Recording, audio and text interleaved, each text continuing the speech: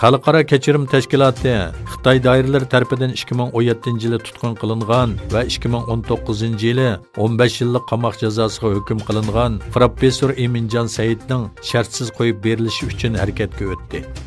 Xalqaro kechirim tashkiloti bu haqda bayonot e'lon qilib, Xitoyning Uyg'ur akademiyasini 15 yillik qamoq jazosiga hukm qilinganligiga hech qanday sabab ko'rsatmaganligini ta'kidladi.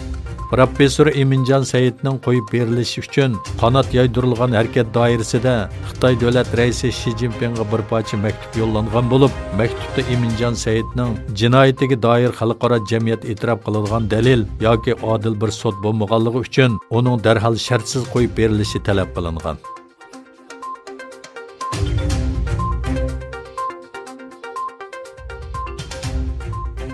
Xitoy texnik şirketi Huawei'ning Sharqi Turkistondagi kishilik huquq tajovuzchiligida muhim rol o'ynayotganligi o'tirg'i chiqdi. New York vaqt gazeti 20 fevral e'lon qilingan bir maqolada Xitoy inkor qilayotgan bo'lsa-mu, lekin Sharqi Turkistondagi yig'ilish lagerlarining jahannamga aylanganligi, Huawei shirkatining bo'lsa yig'ilish lagerlari va boshqa kollektiv nazorat qilish sistemalarining qurilishida muhim rol o'ynaganligi bildirilgan. Yana bir tarafdan Amerika Mudofaa ministri Mark Esper NATO'ni Huawei tahdidiga qarshi ogohlantirib, bu shirkatning Xitoyning g'arbga singib kirishidagi bir vosita ekanligini aytgan edi. Amerika Adliya ministri William Barr bo'lsa, o'tgan hafta 5G texnikasida Amerika va ittifoqdoshlarining Huawei'ga qarshi Nokia va Arcosunga mablag' selish lozimligini ta'kidladi.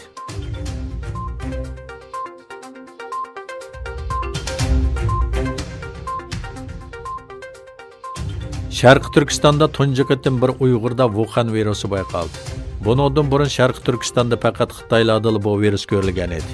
Erkin Osiyo radiosining xabar qilishicha, Sharqi Turkiston bilan Qozog'iston chegarasiga yaqin joyga joylashgan G'o'lji Do'ngmazorda 4 Uyg'urda Wuhan virusi bayqalgan. Lekin yerlik amaldorlar faqat Faqirdan Xilal ismli kishining virus bilan yuqumlanganligini dalillagan. Shuning bilan birga Xitoyda tunugun bir kun ichida 118 kishi koronavirus sababli o'lgan. Xitoy Davlat Sahiyya komitetining bildirishicha, Xitoy miqyosida 75465 kishi Wuhan koronavirusi bilan yuqumlangan bo'lib, 11663 kishining ahvoli xatarlikkan. Gumonli kishi soni 5206 bo'lib, 120302 kishi nazorat ostida tutib turilib ko'zlatilmoqda. Hong Kongda yuqumlanuvchilar soni 68 ga chiqqan bo'lib, Sharqi Turkistonda 76 ga yetganligi e'lon qilindi.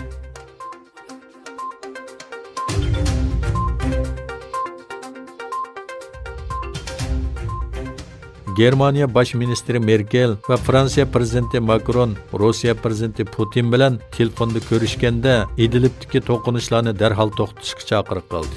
Merkel va Macron Suriyaning Idlib shahridagi insonparvarlik kriziga bo'lgan andishlarini o'tirg'i qo'yib, rayondagi to'qinishlarning darhol to'xtatilishi kerakligini bildirdi.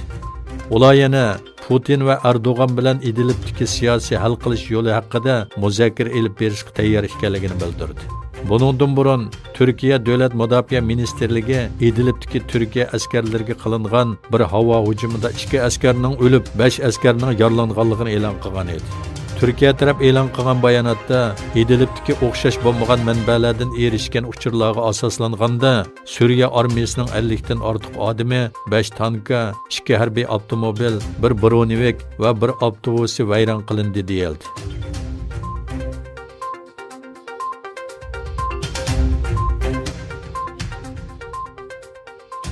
Germaniyaning Xannau shahrida irqiy qirg'inchilik hujumi olib berilgan Toba asining 6 kun burun voqea yuz bergan qahvaxonaga kelib, kuzatish olib borganligi bexatarlik kamerasida oshkorlandi.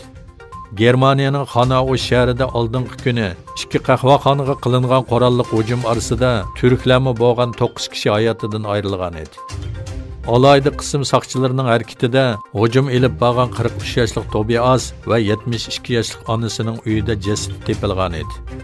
Hujumchining bir maktub va bir video qoldirib ketganligi bildirildi.